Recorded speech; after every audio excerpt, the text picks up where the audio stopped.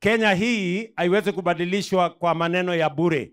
Siasa duni ya ukabila na chuki na migawanyiko na mambo ya kisirani na hasira.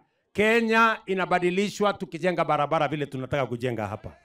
Kenya inabadilishwa tukiunganisha stima kwa manyumba yenu. Watoto wenu wakisoma, tukipanga mambo ya matibabu. Hiyo ndio Kenya inabadilika. Tunaelewana? Wale majamaa wengine hawana mpango yoyote. Kazi yao ni ukabila na chuki. Akili yao inaishia kwa kugawanya shares ya serikali. Ati mnasikia ati wanaume 5 wanaenda kuketi chini, ati wanagawa serikali ya Kenya, ati wewe chukua 50%, wewe chukua 10%, wewe chukua 20%. Mimi nataka niwaambie wale, serikali si yenu bwana. Serikali ni hawa wananchi wote, hawa ndio wenye serikali.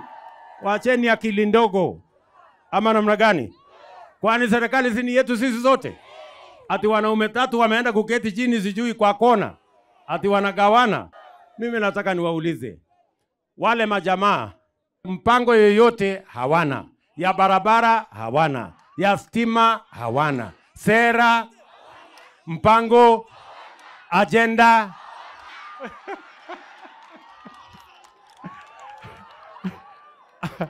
Ama mnasema ni watu wakisema, kwani mnawajua?